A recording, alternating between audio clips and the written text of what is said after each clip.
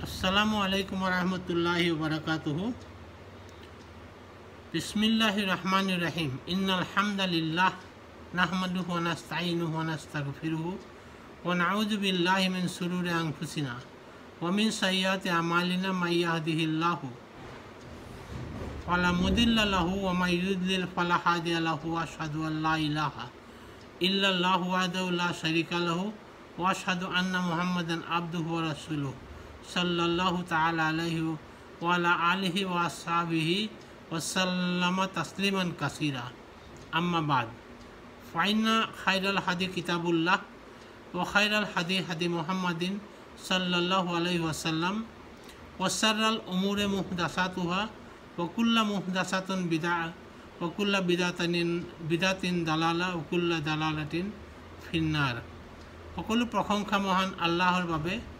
শান্তি অৱতীৰ্ণ হওক আল্লাহৰ ৰসুল সাল্লাল্লাহু আলাইহি ওয়াসাল্লাম আৰু তেখেতৰ পৰিয়ালবৰ্গৰ ওপৰত।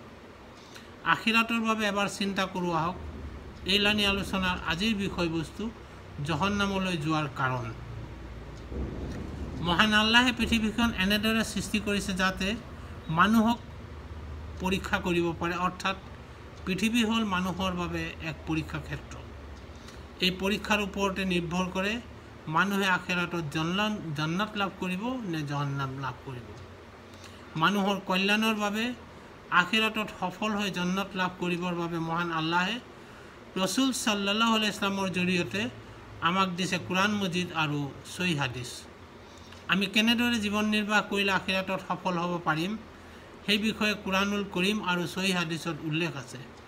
কুৰাণ মজিদত দিয়া নীতি নিৰ্দেশনাৰ উপৰি মহান আল্লাহে সূৰা হাছৰৰ ৭ নম্বৰ আয়াতৰ জৰিয়তে আমাক স্পষ্টভাৱে নিৰ্দেশ দি কৈছে ৰসুল সাল্লাল্লাহু আলাইহি ওয়াসাল্লামে আমাক যি দিয়ে সেয়া গ্ৰহণ কৰিবলৈ আৰু যি নিষেধ কৰে তাৰ পৰা বিৰত থাকিবলৈ। পাৰ্থিৱ জীৱনত এই নিৰ্দেশ মানি চলিলে আখিৰাতত আমি নিশ্চয় সফল হ'ব পাৰিম ইনশাআল্লাহ। কেনেধৰণৰ কৰ্মৰ দ্বাৰা আখিৰাতত সফল হ'ব পাৰি আৰু কোনবিলাক নিৰ্দেশ নামানিলে জহন্নামত নিক্ষেপ কৰিব তাৰো উল্লেখ কুৰাণ মজিদতে আছে। জহন্নামত নিক্ষেপ কৰাৰ বিভিন্ন কাৰণসমূহৰ ভিতৰত জহন্নামী লোকে নিজে স্বীকাৰ কৰা 4টা কাৰণৰ বিষয়ে কুৰাণ মজিদৰ সূৰা মুদাচ্ছিৰৰ 43 পৰা 46 নম্বৰ আয়াতত উল্লেখ আছে। আজিৰ এই খণ্ডত সেই 4টা কাৰণৰ বিষয়ে আলোচনা কৰিম ইনশাআল্লাহ। সূৰা মুদাচ্ছিৰৰ 42 নম্বৰ আয়াতত উল্লেখ আছে জহন্নামীসকলক সোধা হ'ব তেওঁলোকক জহন্নামত নিক্ষেপ কৰাৰ কাৰণ কি। তেতিয়া তেওঁলোকে নিজেই ক'ব তাহাঁতি সালাত আদায় কৰা নাছিল, দুখীয়া লোকক খাদ্য দান কৰা নাছিল, অনৰ্থক আলোচনাকাৰীৰ লগত অলাগতিয়াল আলোচনাত ব্যস্ত থাকি সময় পাৰ কৰিছিল আৰু প্ৰতিদান দিৱস অৰ্থাৎ কিয়ামতক অস্বীকাৰ কৰিছিল। এই কথাখিনিকে 43 নম্বৰৰ পৰা 46 নম্বৰ আয়াতত কোৱা হৈছে। গতিকে দেখা যায় এই 4টা কাৰণত মানুহ জহন্নামলৈ যাব। ইয়াৰ ভিতৰত প্ৰথম কাৰণ হ'ল নামাজ আদায় নকৰা। নামাজ হ'ল আল্লাহৰ বাবে কৰা ইবাদতসমূহৰ ভিতৰত এক উত্তম ইবাদত। হাদিছত উল্লেখ আছে কিয়ামতৰ দিনা বান্দাৰ প্ৰথম হিচাপ লোৱা হ'ব নামাজৰ। যদি নামাজ সঠিক হয় তেন্তে সফল হ'ব আৰু যদি সঠিক নহয় তেন্তে ক্ষতিগ্ৰস্ত হ'ব। তিৰমিজি শৰীফ হাদিছ নম্বৰ 413। গতিকে নামাজৰ বিষয়ে আমি ভালদৰে জানিব লাগিব যাতে এই নামাজৰ জৰিয়তে আল্লাহ ৰাব্বুল আলামিনৰ অনুগ্ৰহত আখিৰাতৰ দিনা আমি সফল হ'ব পাৰোঁ, কল্যাণ প্ৰাপ্ত হওঁ। আখিৰাতত সফল হ'বলৈ আমি সকলোৱে আল্লাহৰ নিৰ্দেশ মানি নামাজ পঢ়োঁ, কিন্তু আমি কেতিয়াবা চিন্তা কৰি চাইছোঁনে আমি পঢ়া এই নামাজ আল্লাহৰ দৰবাৰত গৃহীত হোৱাকৈ পঢ়িব পাৰিছোঁনে। যদি পৰা নাই তেন্তে সেই নামাজে আমাক জান্নাতলৈ নিব নোৱাৰে। নামাজ হ'ল আখিৰাতত সফল হোৱাৰ ন্যূনতম অৰ্হতা। আমাৰ নামাজ শুদ্ধ হৈছেনে নাই সেয়া আমি জানিব পাৰিম কিয়ামতৰ দিনাহে। তেতিয়া শুদ্ধ কৰাৰ কোনো সময় নাথাকিব, উপায়ো নাথাকিব। নামাজ কেনেকৈ পঢ়িব লাগে, কিদৰে আমল ইবাদত কৰিলে আল্লাহৰ ওচৰত গৃহীত হ'ব এই সকলো হাদিছত উল্লেখ আছে, কিন্তু আমাৰ উদাসীনতাৰ বাবে আমি এয়া জনাৰ চেষ্টা নকৰোঁ। এক গতানুগতিক পদ্ধতিত সকলোৱে যেনেকৈ পঢ়ে আমিও তেনেদৰেই পঢ়ি আহিছোঁ। ভুল শুদ্ধৰ বাছ বিচাৰ নকৰোঁ।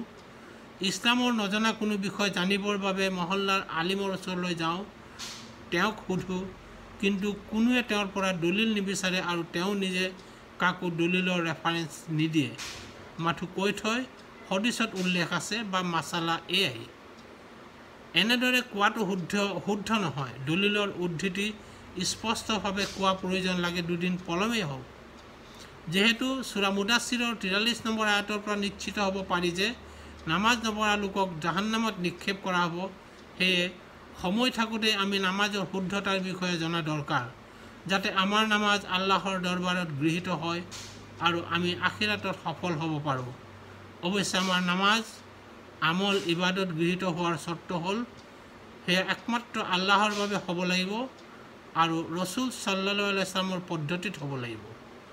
তাৰ বাবে আমি হদিছলৈ যাবই লাগিব আৰু ৰচুল সাল্লাল্লাহু আলাইহি ওয়াসাল্লামে যিদৰে ইবাদত কৰিছিল আমিও তেনেদৰে ইবাদত কৰিবই লাগিব, তেতিয়াহে গৃহীত হ'ব ইনশাআল্লাহ।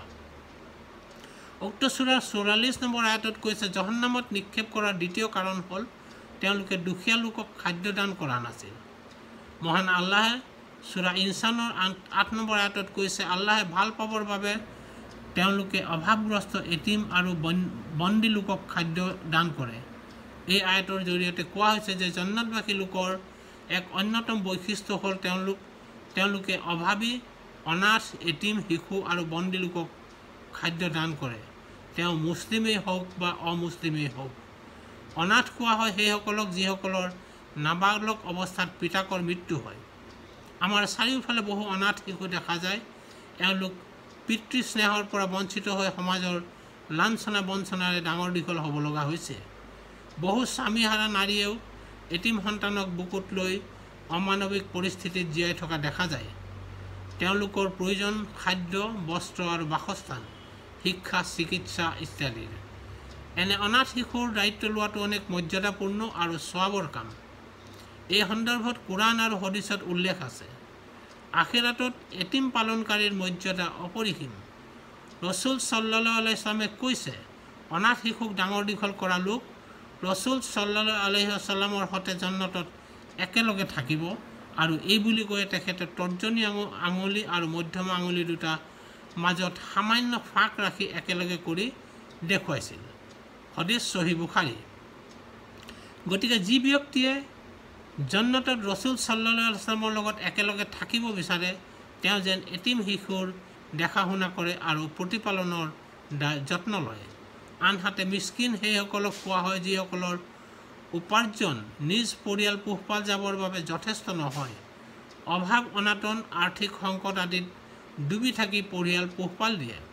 আল্লাহৰ সন্তুষ্টিৰ উদ্দেশ্যে এওঁলোকক খাদ্য দান কৰা জান্নাত লাভৰ অন্যতম সহজ উপায়।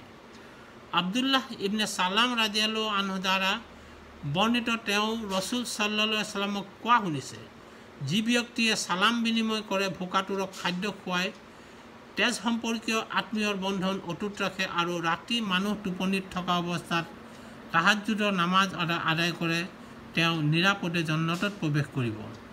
হদিছ সুনানে ইবনু মাজা, হদিছ নম্বৰ 1334, 3251। সূৰা আল বালাদত মহান আল্লাহে সৌভাগ্যশালী লোকৰ বৰ্ণনা দি কৈছে, যিসকলে দুৰ্ভিক্ষৰ দিনত, অসহায়ৰ সময়ত ভোকাতুৰক, নিকটাত্মীয় এতিম বা দৰিদ্ৰ নিষ্পেষিত অভাৱগ্ৰস্তক, ৰাস্তাই ঘাটে অসহায় অৱস্থাত পৰি থকাসকলক খাদ্য দান কৰে, তেওঁলোকেই হ'ল সৌভাগ্যশালী। কোৰাণৰ ভাষাত ইয়াক দুৰ্গম গিৰিপথ অতিক্ৰমৰ মাধ্যম বুলি কৈছে। এয়া অতিক্ৰম কৰিব পৰা সকলোৱে সফল আৰু সৌভাগ্যশালী আৰু তেওঁলোকে জান্নাত লাভ কৰিব। ইয়াৰ লগত দাস দাসী মুক্ত কৰাৰ কথাও কোৱা হৈছে। যিহেতু বৰ্তমান সময়ত আমাৰ সমাজত দাস দাসী প্ৰথা নাই, কিন্তু অনাথ, ফকীৰ, মিস্কিন, অভাৱগ্ৰস্ত আদি লোক যথেষ্ট আছে। গতিকে এওঁলোকক দুৰ্ভিক্ষৰ সময়ত বা অসহায় অৱস্থাত খাবলৈ দিয়াটো দুৰ্গম গিৰিপথ অতিক্ৰম কৰাকে বুজায়। সেই গিৰিপথ অতিক্ৰম কৰিব নোৱাৰিলেই জাহান্নামত নিক্ষেপ হ'ব। সূৰা মুদাচ্ছিৰৰ 45 নম্বৰ আয়াতত জাহান্নামত নিক্ষেপ হোৱাৰ আন এক কাৰণ হিচাপে উল্লেখ আছে, অনৰ্থক কথা বতৰাত ব্যস্ত থাকি সময় পাৰ কৰা। অনৰ্থক কথা বতৰাই মানুহৰ মনত নামাজৰ প্ৰতি অৱহেলাৰ সৃষ্টি কৰে কোৰআন মজিদত অনৰ্থক কথা বতৰাক লাহৱাল হদিছ বুলি কৈছে। সূৰা লুকমানৰ 6 নম্বৰ আয়াতত মহান আল্লাহে কৈছে, মানুহৰ মাজত এনে কিছুমান লোক আছে যিসকলে আল্লাহৰ পথত বাধা দিবলৈ অসাৰ অৰ্থহীন বাক্য কিনি আনে। বিনা জ্ঞানে আল্লাহে দেখুওৱা পথক ঠাট্টা বিদ্ৰূপ কৰে আৰু এওঁলোকৰ বাবেই আছে লাঞ্ছনাদায়ক শাস্তি। লাহৱাল হদিছ বা অনৰ্থক কথা হৈছে এনে কথা বতৰা যি মানুহক আত্মসমাহিত কৰে আৰু আন কামসমূহৰ প্ৰতি গাফিলতা আনি দিয়ে। শাব্দিক অৰ্থৰ ফালৰ পৰা ইয়াত নিন্দাৰ বিষয় নাই যদিও বেয়া, বাজে আৰু অৰ্থহীন কথাত এই শব্দটি ব্যৱহাৰ হয়, যেনে গল্পগুজব, কল্পকাহিনী, ঠাট্টা বিদ্ৰূপ, গান বাজানা আদি ধৰণৰ। বহু আলিম উলামাৰ মতে আয়াতত উল্লেখ কৰা অৰ্থহীন বাক্য কিনি লোৱাৰ অৰ্থ এয়াও হ'ব পাৰে যে সত্য বাদ দি মিছা কথা গ্ৰহণ কৰা, সঠিক পথ নিৰ্দেশনাৰ পৰা মুখ ঘূৰাই লোৱা, এনে কথাৰ প্ৰতি আগ্ৰহ হোৱা যাৰ দ্বাৰা ইহকাল আৰু পৰকালত কোনো মংগল নাই। অনৰ্থক কথা বতৰাৰ প্ৰতি মানুহ সহজে আকৰ্ষিত হয় আৰু তেনে কথা বতৰাত মছগুল হৈ পৰে, অথচ ইয়াৰ দ্বাৰা মানুহ ক্ষতিগ্ৰস্ত হয়। ক্ষতিৰ ধৰণ হ'ল সত্য আৰু উপকাৰী কথাবিলাক বিশ্বাস নকৰা, সত্যৰ প্ৰতি আগ্ৰহ হেৰুৱাই পেলোৱা কাৰণে আল্লাহৰ প্ৰতি কৰিব লগা ইবাদতৰ পৰা আঁতৰি আহে, ফলাফল আখিৰাতত জাহান্নামত নিক্ষেপ। ৰসুল সাল্লাল্লাহু আলাইহি ওয়াসাল্লামৰ সময়ত তেখেতক বিৰোধ কৰাসকলে মনোমুগ্ধকৰ অনৰ্থক কথাৰে মানুহক সৎ পথৰ পৰা আঁতৰাই ৰখাৰ চেষ্টা কৰিছিল। সহিহ বুখাৰীৰ 2408 নম্বৰ হদিছত নবী সাল্লাল্লাহু আলাইহি ওয়াসাল্লামে কৈছে, অনৰ্থক কথা বতৰা পতা আল্লাহে আমাৰ ওপৰত হাৰাম কৰিছে। তেখেতে ইৰশাদ কৰিছে, আল্লাহ ৰাব্বুল আলামিনে আমাৰ ওপৰত হাৰাম কৰিছে মাকৰ নাফৰমানি কৰা, কন্যা সন্তানক জীৱনতে কবৰ দিয়া, আনৰ প্ৰাপ্য অনাদায়ে থকা আৰু অন্যায়ভাৱে কিছু লোৱা, আৰু অপছন্দ কৰিছে অনৰ্থক বাক্য ব্যয়, অতিৰিক্ত প্ৰশ্ন কৰা আৰু মাল বিনষ্ট কৰা। সহিহ মুছলিম হদিছ নম্বৰ 593। গতিকে আমি জাহান্নামৰ পৰা বাচিবলৈ হ'লে অনৰ্থক কথা বতৰাত সময় নষ্ট কৰাৰ পৰা আঁতৰি থাকিব লাগিব। সূৰা মুদাছিৰৰ 46 নম্বৰ আয়াতত কিয়ামত বা প্ৰতিদান দিৱসক অস্বীকাৰ কৰা সকলো জাহান্নামত নিক্ষেপ হ'ব বুলি উল্লেখ আছে। সূৰা বাকাৰাৰ 177 নম্বৰ আয়াতত কিয়ামতৰ প্ৰতি বিশ্বাস কৰাটো সৎ কামৰ অন্তৰ্ভুক্ত বুলি কৈছে। আনহাতে সহিহ বুখাৰীৰ 50 নম্বৰ হদিছত উল্লেখ আছে যে কিয়ামতৰ ওপৰত বিশ্বাস কৰাটো ইমানৰ এক অংগ।